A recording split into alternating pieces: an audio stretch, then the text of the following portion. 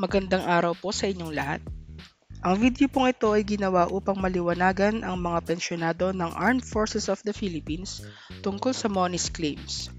Tatalakayin sa video na ito kung sino-sino ang entitled makatanggap ng MONIS, ano-ano ang requirements, ano ang dapat gawin, at kung saan maaari isumite ang mga kinakailangang dokumento. Una sa lahat, ano nga ba ang MONIS? Ang MONIS po ay Pension Increase Differential na hindi natanggap ng mga namayapang pensyonado ng AFP. Marami pong pensyonado ang nagtatanong kung sino ba talaga ang entitled makatanggap ng MONIS claims. Ang AFP Task Force for Pension Differential ay kasalukuyang pinoprocess ang MONIS claims ng mga sumusunod. Para sa mga deceased principal pensioners na compulsory, optionally retired sa serbisyo o mga separated with complete disability discharge mula June 1, 2012 pababa at namatay noong January 1, 2000 hanggang December 31, 2016. Para po sa ating kaalaman, ang AFP Task Force for Pension Differential ay mayroong sinusundang schedule para sa pag-process ng MONIS claims at ito ay base sa retirement date at date of death ng namatay na retired na sundalo o yung tinatawag natin na principal pensioner. Pero hindi kasali ang nakapag-avail ng 36-month lump sum payment at namatay bago nag-resume ang pension. Marami po akong nakita na katanungan sa comment section natin kung sila daw ba ay eligible na makatanggap ng MONIS. Kagaya po ng mga to.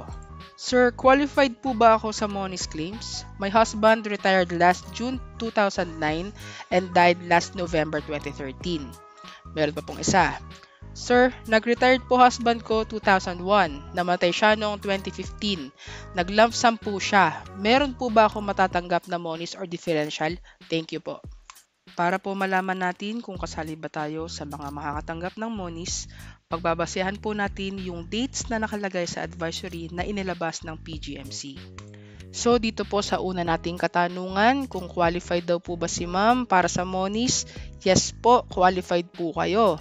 Dahil kung pagbabasihan po natin yung dates na nasa advisory, pasok po yung retirement date at yung date of death ni sir. Dito naman po sa pangalawang katanungan, yes din po, eligible din po kayo para sa MONIS. Dahil kahit nag-lump sum si sir ay naabutan niya nung nag-resume ang kanyang pensyon noong siya ay nabubuhay pa. Tignan naman po natin ang mga sumusunod pang katanungan ng ating mga pensyonado. Good morning Sir Mulong, kasali ba ako sa MONIS? Ang husband ko nag-retired 2002, namatay 2017, salamat po sir. Meron pa pong isa. Good day po sir, qualified po ba ako sa MONIS? My husband retired year 2005, died year 2020, salamat. Unfortunately po, hindi po eligible para sa MONIS yung mga namayapang sundalo after ng December 31, 2016. Sa madaling salita po, ang MONIS claims ay para sa mga retiradong sundalo, either compulsory, optional, or CDD na nahiwalay sa serbisyo mula June 1, 2012 and below at namatay between January 1, 2000 to December 31, 2016. Dumako naman po tayo sa isa pa pong eligible na makakakuha ng MONIS. Ito po ay yung mga anak ng mga namayapang beneficiary pensioners na na-transfer ang pension mula 2003 pababa at namatay noong January 1, 2000 hanggang December 31, 2004. Ipapaliwanag ko po ng maayos ito dahil karamihan sa mga anak ng mga namayapang sundalo at beneficiary pensioner ay hindi aware na mayroon silang matatanggap na pension differential. Ganito po yon.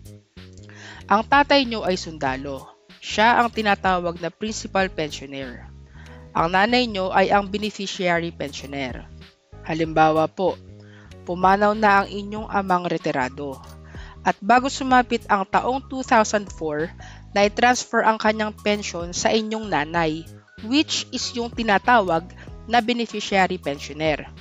Ngayon, pumanaw ang inyong nanay between January 1, 2000 hanggang December 31, 2004. Kung ilan man kayong magkakapatid, lahat kayo ay beneficiaries ng MONIS. Ito po yung tinatawag na pamana. Kagaya po ng nauna, meron ding sinusundang schedule para sa pag-process ng monies claims at ito ay based sa date of transfer of pension at date of death ng namatay na biyudo o biyuda o tinatawag na beneficiary pensioner. Narito naman po ang general instructions at list of requirements na kinakailangang isubmit para makapag-claim ng monies. Maaari niyong isubmit ang initial documents sa mga sumusunod. Paalala lang po sa lahat na magsasubmit ng documents, siguraduhin lang na readable o nababasa ang mga dokumento na inyong isasubmit. Lastly, narito po ang list and contact details ng lahat ng regional liaison unit ng AFP-PGMC all over the Philippines.